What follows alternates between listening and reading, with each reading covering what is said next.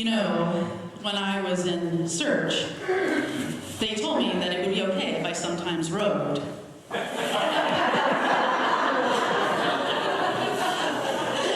I'd like to say that this is the first time I've ever preached in pajamas. But actually, that would be a lie.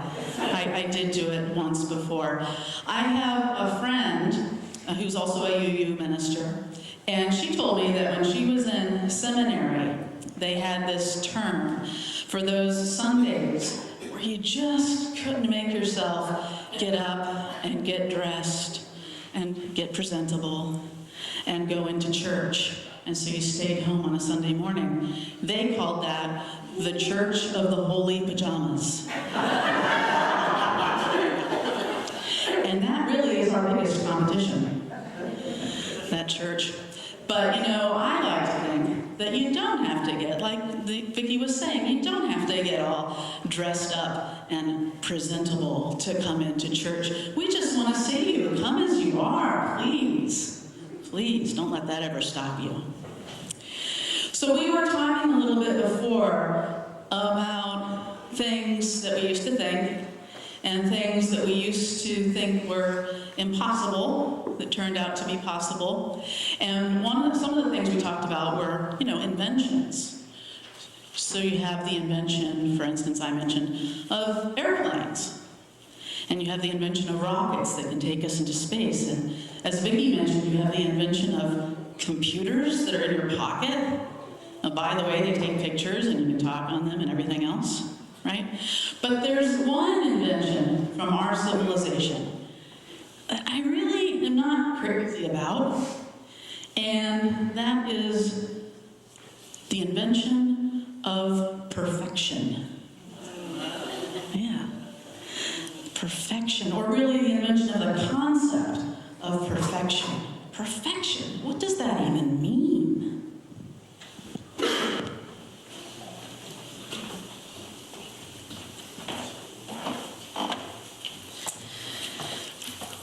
Perfection, it really is just a cultural invention, this idea. There's not really any such thing as perfect, as an absolute reality or standard. But we sometimes think that there is, and that can hold us back. We're afraid that we won't be able to do something perfectly, so then we kind of don't want to do it at all. We don't even try. It feels sometimes in this culture like everything has to be just so. But it doesn't. When someone says to you, that's perfect, or you did that perfectly, they're being nice, it's a compliment. It's always nice to hear. But really, it's just a figure of speech. When you say something is perfect, you're speaking figuratively, not literally. But we sometimes forget that. The problem is the idea that there even is such a thing as perfection is intimidating. It keeps us from trying. Why do it at all if you can't be perfect? So let me free you of this concept. Let me liberate you today. You're not perfect, and I'm not perfect, and that's perfect. Sometimes it's the flaws that make something special. Make it imperfectly perfect, to use part of the title of today's service. There's a term I love in the Japanese language, and one of the great things about learning languages is words are concepts. So when you learn a foreign language or parts of a foreign language, you're learning whole new concepts. So there's a word or a term in Japanese that I love, wabi-sabi. Yeah, isn't that a great one? It's kind of hard to translate into English because we don't have this exact word, but it means something like the beauty of authenticity. Wabi-sabi means it's authenticity or even imperfections that make something truly beautiful. There's even a tradition, a Japanese tradition, that say if you break a pottery, like a vase, and there's cracks, we might not even decide to put it back together again unless we could make it perfect so that you couldn't tell it had ever been broken. But they have a tradition where they'll put gold into the flakes into the paste. And so when they put it back together, the cracks will be all the more visible, right? Because that's what makes it unique. That's what makes it special. That's the best part, wabi-sabi. Our culture's idea of beauty is different. In theory, our idea of beauty is perfection, right? No flaws, no cracks. Which reminds me of a song I really love by a songwriter who died a couple years ago, a man named Leonard Cohen. He wrote lyrics or words to a song that I borrowed for the title of this homily. He sang, "Ring the bells that still can ring. Forget your perfect offering. There's a crack in everything. That's how the light gets in."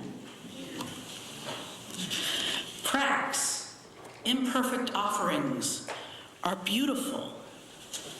They bring elegance. They give room to breathe freely, be ourselves, to be imperfectly perfect. The other part of the title for today's service is Impossibly Possible. And I wonder sometimes, who are we human beings even to think that we can say what's possible and what's impossible? The universe has so many more things that we don't know about and don't understand compared to that very small handful of things that we do know about and do understand or think we understand. The smartest person in this room, whoever that is, knows almost nothing. The smartest people on earth know almost nothing of all the things that there are to know. So when someone tells you something is impossible, don't assume that they're right. Sometimes you just need imagination. Have you ever heard of Albert Einstein? He was a scientist. He was really smart. His name is almost synonymous with being smart. You're an Einstein. That's what people say when you're smart. He was one of the smartest people, probably, of the 20th century. And Einstein once said that imagination is more important than knowledge. Einstein said that imagination is more important than knowledge because knowledge, he said, is limited, whereas imagination embraces the entire world. It stimulates progress. It allows for new ideas. Now, don't misunderstand me. I love knowledge. Knowledge is wonderful. I want to know as much as I can, however limited that might be. But sometimes it's just as important, or even more important, to imagine what could be. Some people call that dreaming, imagining what can be. And the great thing is, with wabi-sabi, when we remember that so-called imperfections and cracks are beautiful, it gives us room for the light to come in. The light of new ideas can come to us. So embracing imperfection can actually help us on the path to making the impossible possible.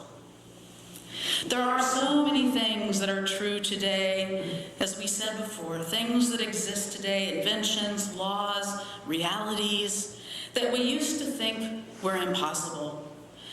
Sometimes it just takes one person who uses their imagination, who dreams something that might be possible, and then is brave enough to share that idea, and sometimes, usually actually, shares that imagination, that idea with other people so they can work together to make that dream come true. People working together can do amazing things. Together, we can make another world. Another world is possible. Even the impossible dream of peace, as we talked about in our responsive reading. Changing things for the better doesn't require perfection. It just requires hard work, authenticity, imagination. And it can all be made more fun by working with other people together. As writer Octavia Butler said, all that you touch, you change. All that you change changes you. The only lasting truth is change. So let's dream to change the world, to be changed by the world, and make a more beautifully imperfect world together. May it be so. Blessed be, and amen.